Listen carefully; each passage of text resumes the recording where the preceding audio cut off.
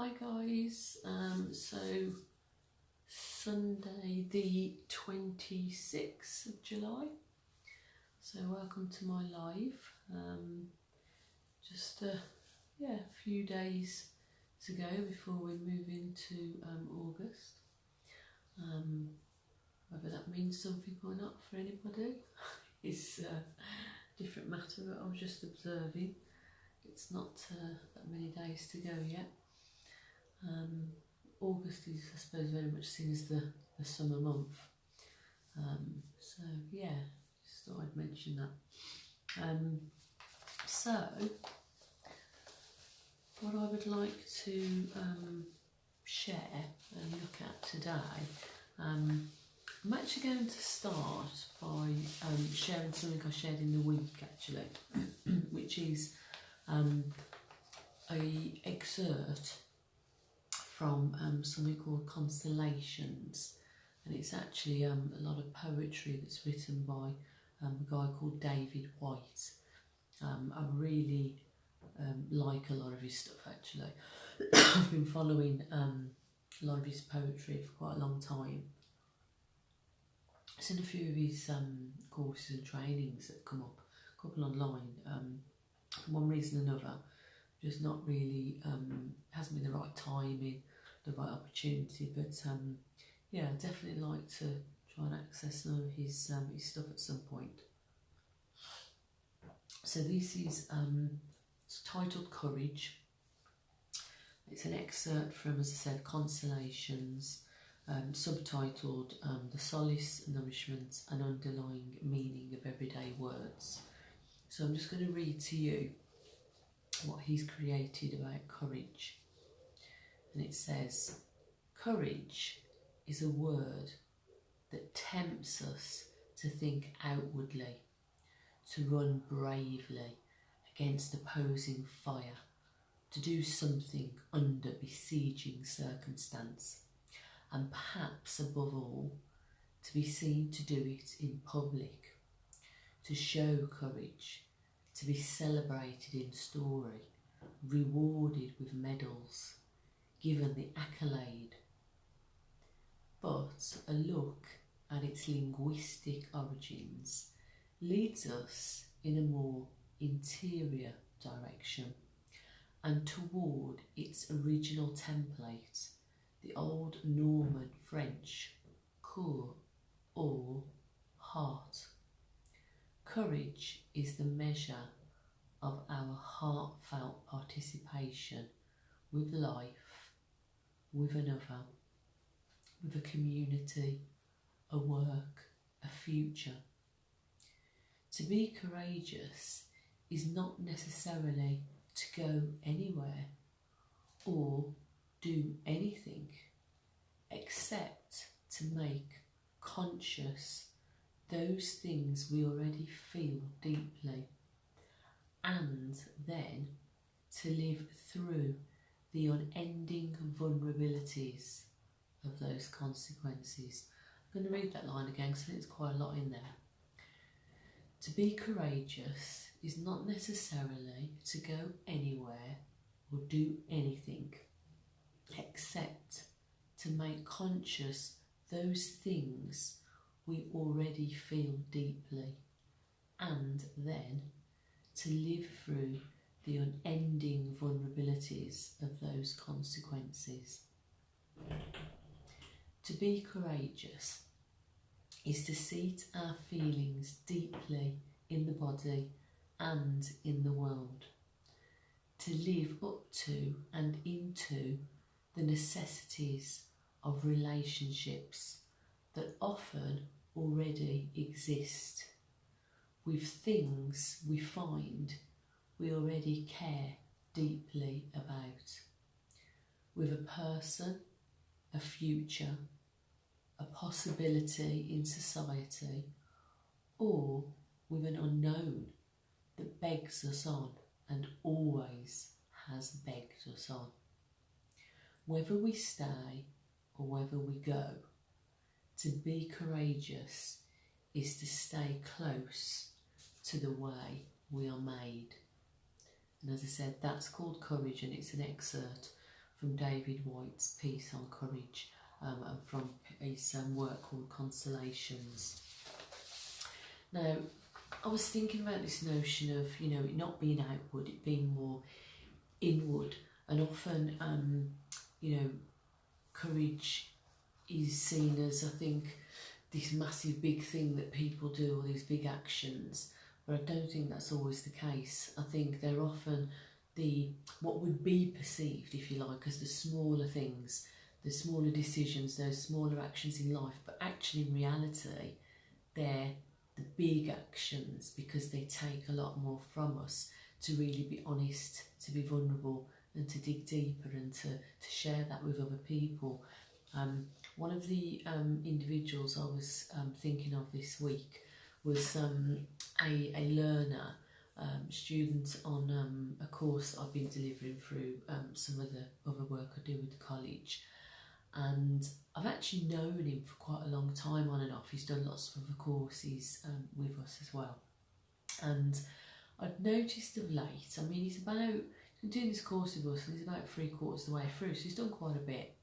But I've noticed that, you know, when you just got to know somebody and he wasn't quite present in the way he normally was, he wasn't quite showing up as much, he'd missed a couple of times and hadn't really, you know, sort of let us know or communicate, which was very, very unlike him.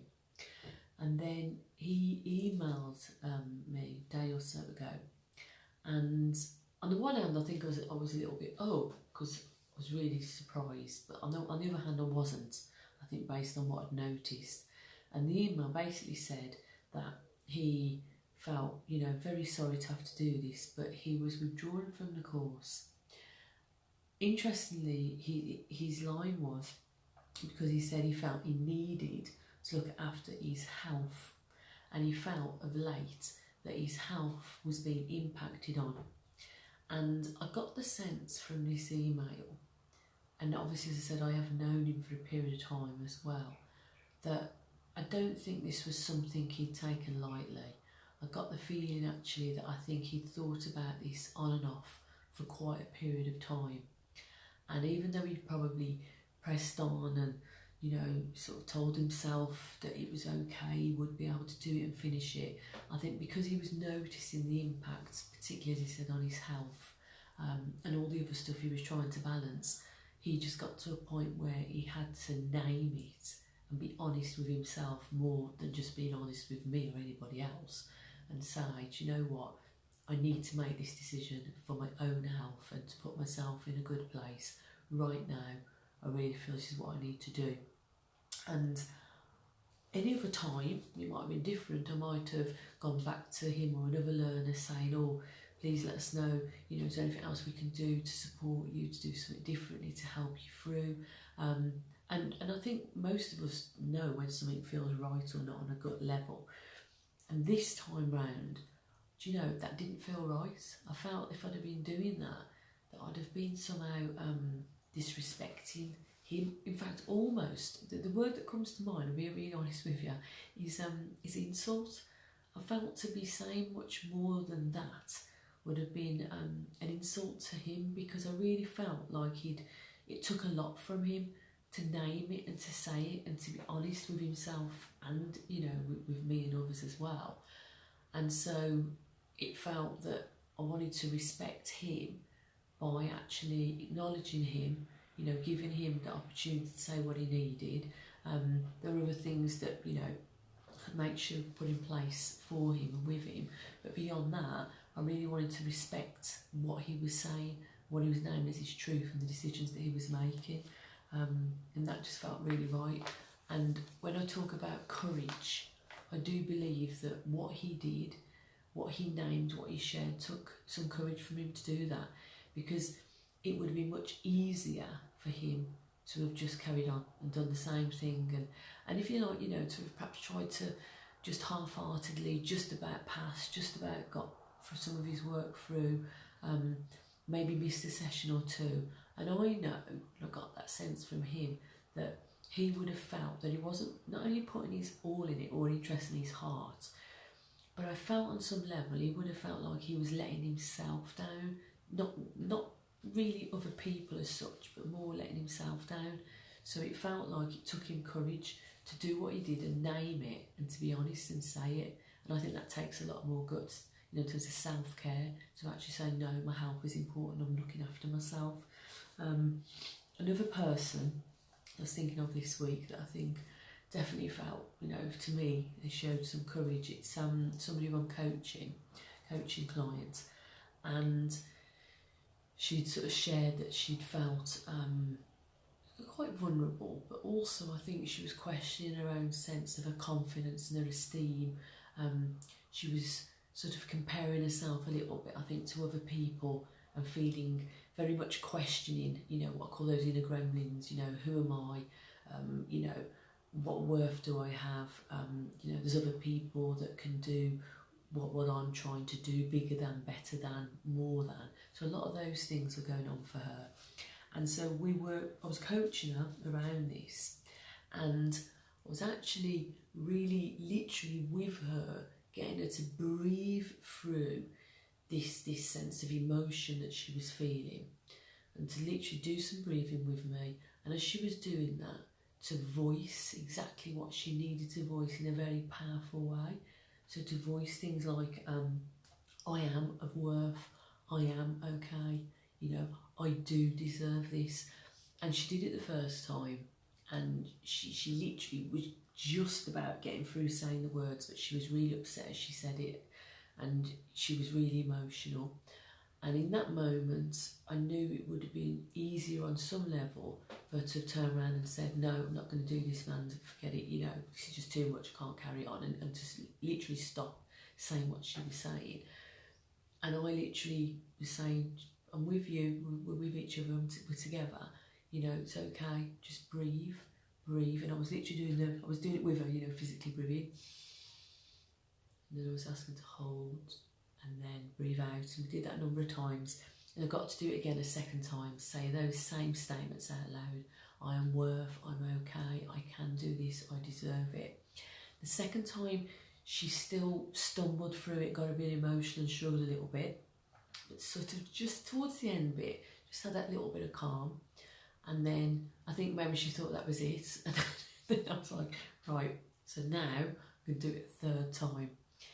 And we did, and there was also a moment within that third time where I could hear the power in her voice actually. She was really claiming it, she was feeling quite empowered. She also started to laugh at one point. I think, you know, she started to see the humour in it as well, which was really great to see. And she absolutely dug deep, I've got no doubt about that. She was at one point very conscious of me seeing her and being with this emotion, this vulnerability, this person saying actually they didn't know, they didn't feel that they were of worth. And she pushed through it, and she dug deep, and she went to a vulnerable place, and she allowed me to see that part of her and to be with her and to do it together. And she came through, she did, you know, she came through the other side, she was stronger for it, and she sounded stronger, and she was really claiming this power in herself. Now again, at the point probably by the end of the first sharing, I think it would have been easier on some level for her to have turned around and gone, no, I've had enough, man, I can't do this, you know, this is just too much, too emotional, forget it. And maybe we'd have talked about something else or changed the subject a bit or and so forth. But she didn't. It would have been easy to have done that. And she, I thought she might have a moment, and then she was like, no, let's do it. And that felt really powerful. And it reminded me when I was doing my leadership course that I attended last summer. I think I shared with some of you before. I was having a moment like that when I was trying to dig deep, and I was really sort of aware of the pain and the vulnerability that I can feel in my chest when I want to voice something but find that quite difficult.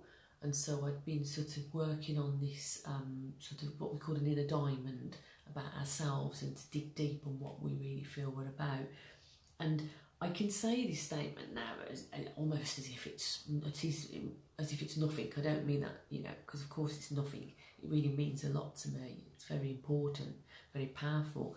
At the time, the piece I was trying to say was, my strength is in my vulnerability, and I don't need to protect myself to show this. And I can say that now really quite easily, actually. At the time, couldn't hardly get it out of my mouth. It was so difficult, so quite painful, and really physically felt it all here. I remember trying to speak it the first time, and it was like really hard to sort of come out, and I felt quite emotional. And then I could have almost gone, oh, okay, forget it, I've had enough now. And then the leaders were like, right, and saying again, what did you just say? And I was like, oh, you know, do I have to, sort of thing. So did it a second time, and again, sort of slightly easier towards the end bit, but you know, still difficult and challenging, got through it. And then just I thought, right, that's it, I've had enough, I can't do any more. They were like, right, do it a third time. And there was a part of me that was like, oh God, no, this is too much. But actually, spoke it out loud, pushed through the third time, and it felt stronger, it felt more empowering. And I felt really empowered with it as well. Now again, there would have been, I think, moments where it would have been easier for me to have turned around on some level, especially after even the first time I'd shared it, and gone, no, I've had enough, I ain't going to do this anymore, forget it, that enough's enough, give in to that, you know, level of emotion. But I didn't push through, just that little bit more, and I felt so much stronger for coming through the other side of it.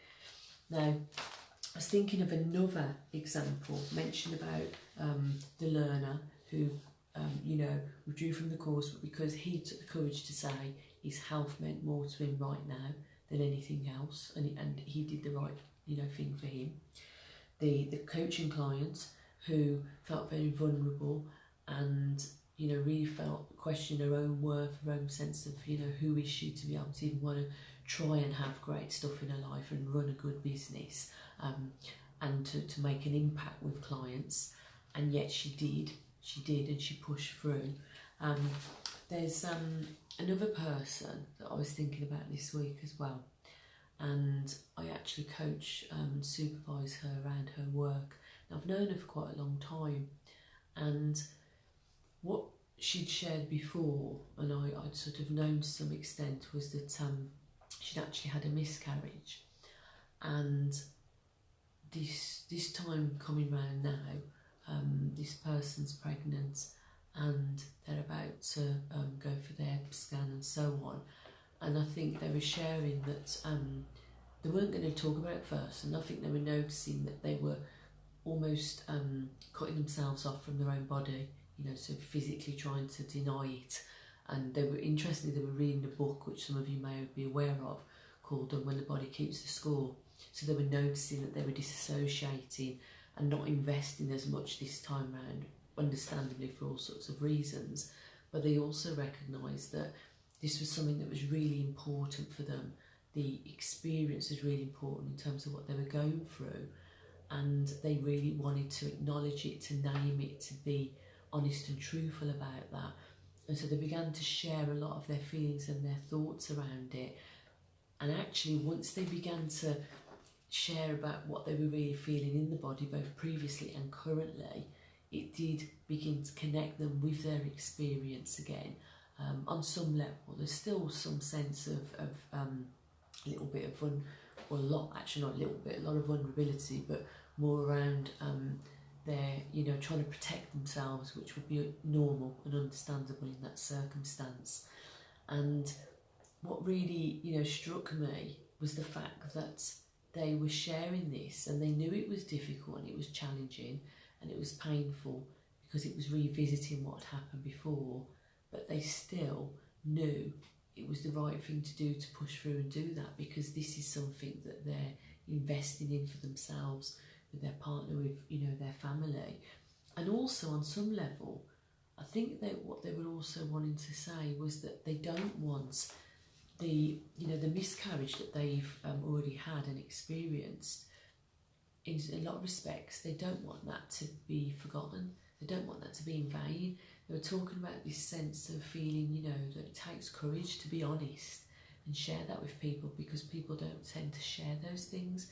And it's almost like, oh, because it wasn't an actual, these are words of other people, you know, because it wasn't an actual baby, as in the baby didn't, you know, live enough to actually be given birth to.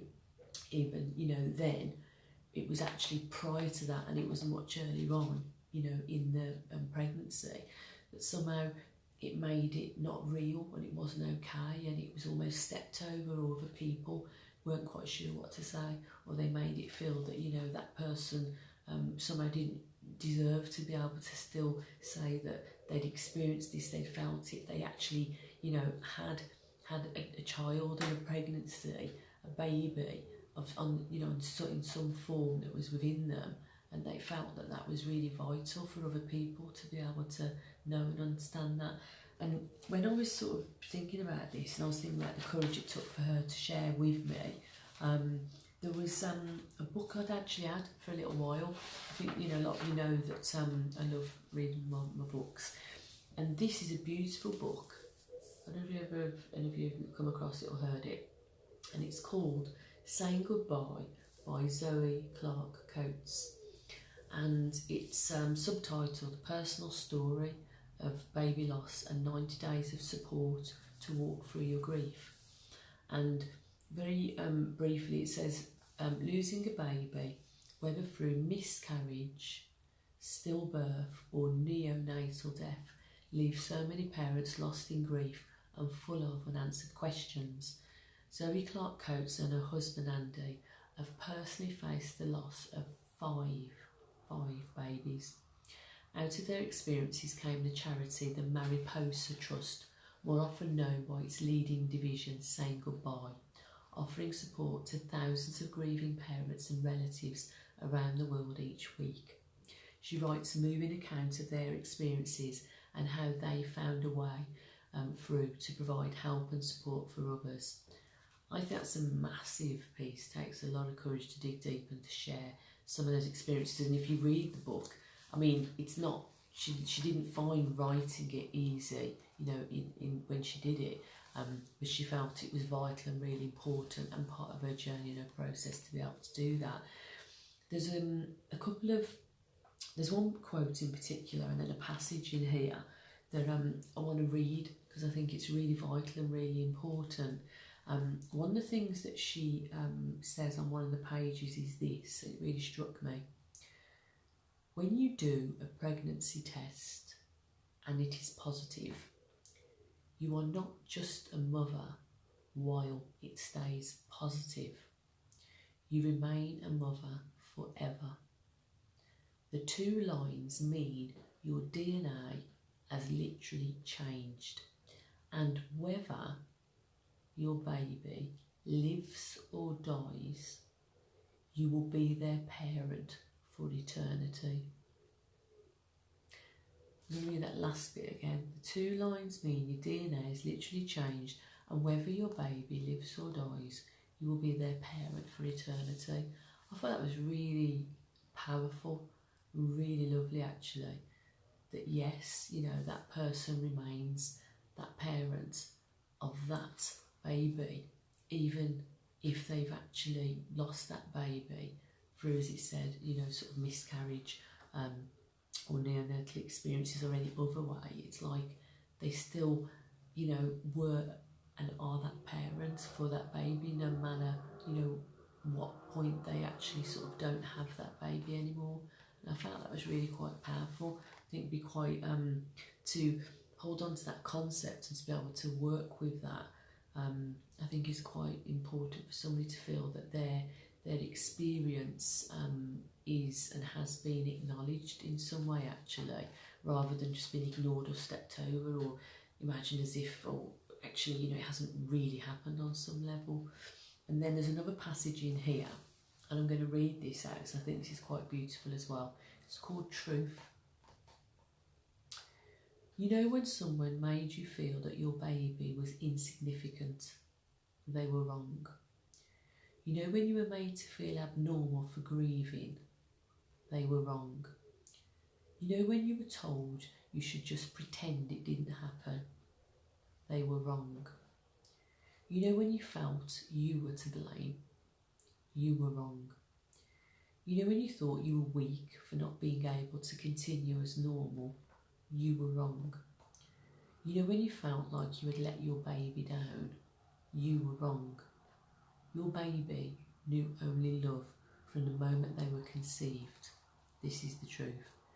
Your baby never knew fear, never knew sorrow, never knew neglect. This is the truth. Your baby will be your child forever. No loss, no time, and no separation will ever change this fact.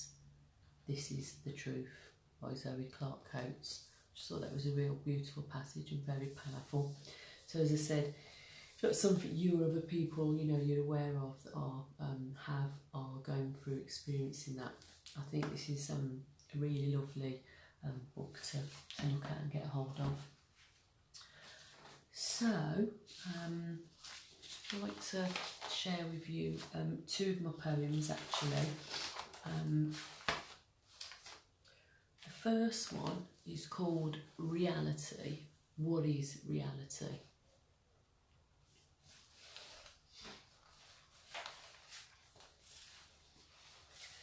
She blossomed when she met me,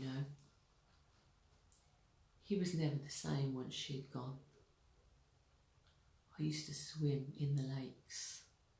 We used to have photos every year of school photos. We're in the archive section now. Can you believe it? It makes us feel old. I'm spiritual. I like to believe we'll meet again one day, to believe in something. You have to have faith in something. There has to be meaning to this. It doesn't make sense though. I've been a good person. I've not abused my body. Yet I still get this cancer at this age. He doesn't want to talk about it. He doesn't really want to be here. But we need a break from each other. I need a break from him. She needs rest from me. He wants to go home. Where is home? I'm lonely. I was in sudden shock the other day. I'm fine for a while. Then it dawns on me he's gone. Like it hits all over again. There's only the two of us. Sometimes we take each other for granted. Everyone does. He brightened up though when you came in. He's got a twinkle in his eye. They never lose the twinkle in the eye. She likes a bit of chocolate. I like cake on bread and butter. What takes your fancy? What makes the world go round? It takes all sorts. And that was called Reality. What is reality? My other second one, similar sort of feel and feeling, and it's called Where Do You Go? He lights up when he sees you. He seemed more with it this afternoon. She seemed brighter. He's fading in and out. He's gone. I was so surprised he seemed fine.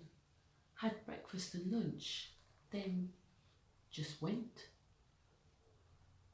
He travelled all over the world. We had a great life. Oh, the memories. We used to meet every week, share some French wine and cheese and biscuits. You could have a dip in the pool any time. You're struggling to swallow and has to try and make spit. I'm always on to him. I bet I annoy him. He was a landscape gardener. She was a teacher. He was an engineer. She was a great grandmother. She was a daughter. I've been looking into the genealogy. It's fascinating. It takes you way back. Mind you, I wish I'd asked more questions when they were alive. I'd like the recipe for that wonderful meal. I'll be here in a mo, gone in a mo. Just going to the toilet. I'm just making a drink. I could do with a stiff whiskey. He's not come back.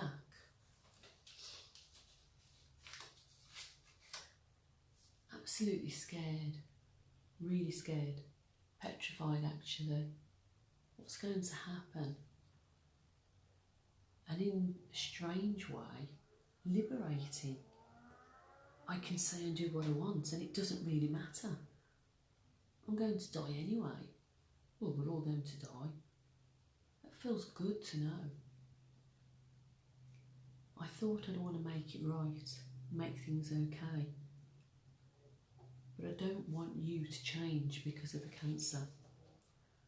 I wanted you to change for me. But that can't happen now.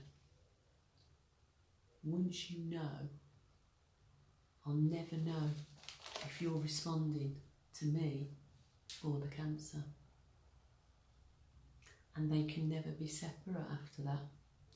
Me and the disease intertwined, becoming one, part of me, consuming me, all of me, until there is no more of me.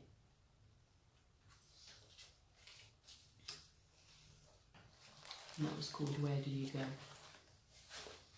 So these are my two poems. Finally, as always, I've got my chosen song. So I'm just putting it into my laptop, bring my tune up. So if you know it, feel free to sing along, sway, hum, or just listen to me. Entirely up to you. I'm sure a lot of you will recognise this. So when you're ready, guys.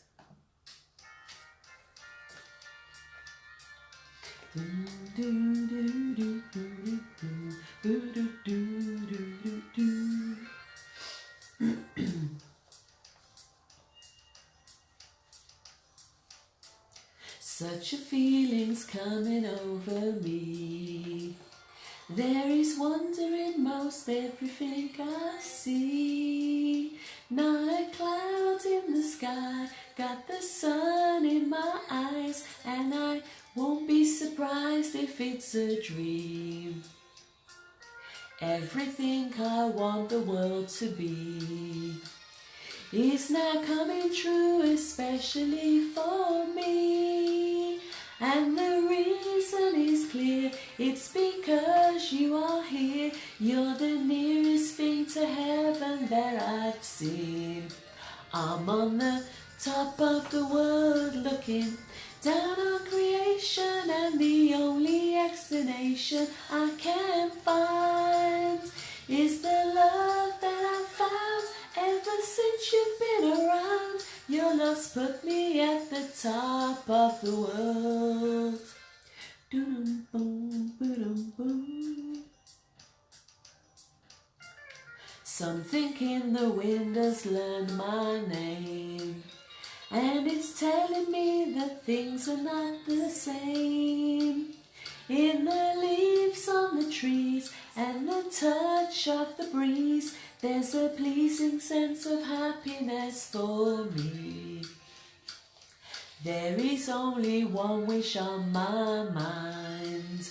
When this day is through, I hope that I will find that tomorrow will be just the same for you and me. All I need will be mine if you are here. I'm on the top of the world looking down on creation, and the only explanation I can find is the love that I found ever since you've been around. Your love's put me at the top of the world. I'm on the top of the world looking down on creation, and the only explanation I can find is the love that I found ever since you've been around. Your love's put me at the top of the world. Bum, bum, bum, bum, bum, bum. Boom, boom. So that was my song for today. I'm sure some of you will be aware, Karen Carpenter, well, the Carpenters, but obviously she's a key piece, the key lead. Thank you for listening to me, guys. If you are listening in retrospect, then I hope again that you find something of worth and value. The main piece was reading what David White had sort of said about courage, and then that sort of linked for me with a number of people that I know in different ways in my life that I think show courage inwardly. It isn't always that obvious, but actually it is when you get to know those people. Particularly share that book Saying Goodbye by Zoe Coates. That might be useful for some people. Maybe it was something you might have gained something from with my poems, and all reminded of a beautiful song by the Carpenters. So thank you as always. Thank you for taking the time. Real privilege. Please feel free to contact me. Put your comments and messages in relation to what I've just shared. If there's anything else that you feel you'd like to share and contribute in relation to what I've said, then you're more than welcome. And I'll always respond and always answer as well. So have the rest of a lovely evening and a fantastic week, which is coming into August. So my next live will be the first one of August. So yeah, lots of warmth, lots of sparkle, lots of good things, and I shall speak to you really soon, guys. Thank you, take care, bye.